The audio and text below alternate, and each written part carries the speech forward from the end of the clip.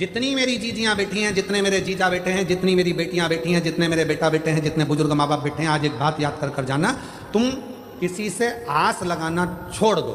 आज से नियम ले लो कि मैं अगर आस लगाऊंगी तो मेरे भोले नाथ से लगाऊंगी, बाकी के किसी से नहीं लगाऊंगी। क्यों? हम जिससे आस लगाते हैं वो आस एक ना एक दिन टूटती।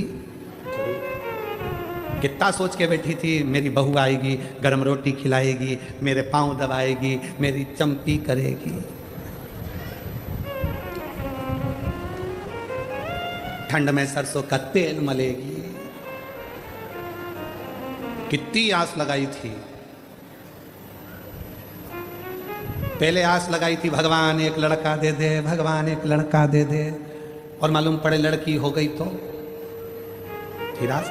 फिर भगवान से आस लगी, भगवान ने लड़का भी दे दिया। आस लगी फिर लड़का बड़ा होगा, शादी करूंगी, बहू आएगी, और बहू आई। ऐसा नहीं है कि नहीं आई।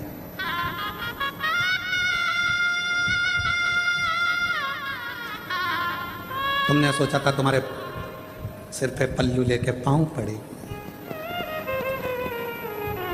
वो सुबह से उठ के आई, बहू आई, सुबह से उठ के आई। हेलो मम्मा, चाय बनाई? बहू आई, मम्मा बोली है तू बना हमको पिला। ओ नो,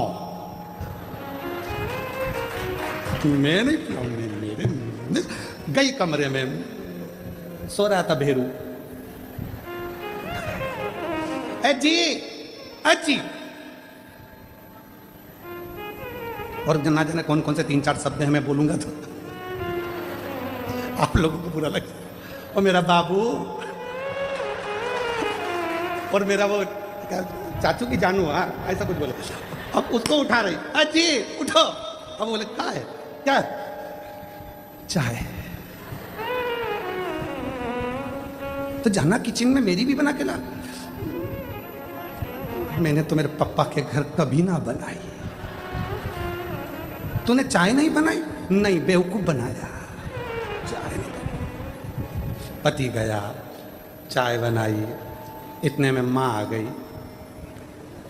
माँ ने विचार करा तेरी शादी में डीजे पे गाना बजवाया था, अजीबो शान सहनसा। डीजे पे गाना चला था, अजीबो शान सहनसा। आज सहनसा की ये हालत हो गई। बनियाड़ पे चाय बना रही है।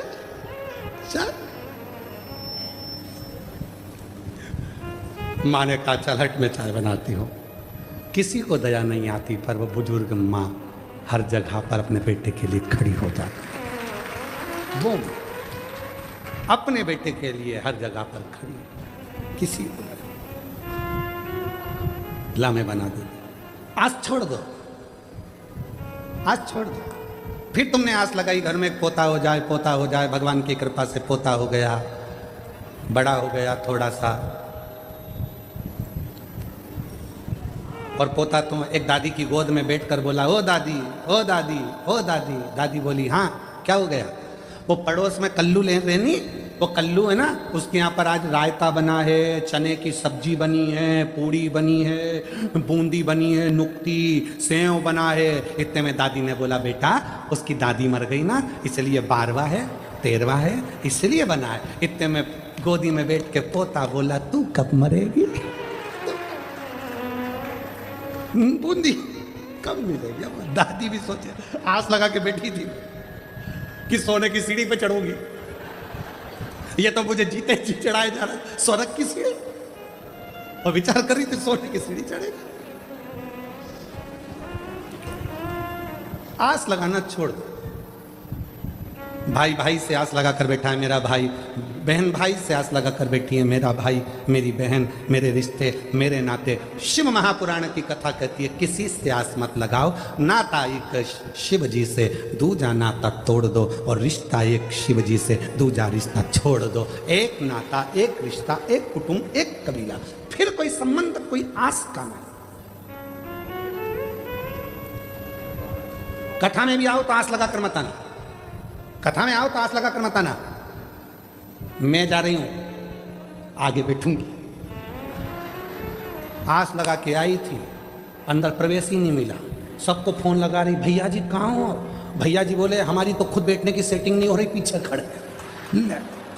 आस लगा के बिल्कुल मत आओ, तुम तो ये सोच कर आओ मेरा शंकर भगवान, मेरा भोलेनाथ जहाँ बिठाएगा बैठ जाऊंगी, कथा सुनाएगा सुनूंगी और चली जाऊंगी। जाई विधि राखे शंभु ताई विधि रहिए, और शिव शंकर हरे शंकर गौरी शंकर कहिए, जैसा शिव रखे वैसे रहने का प्रयास, जैसा शिव।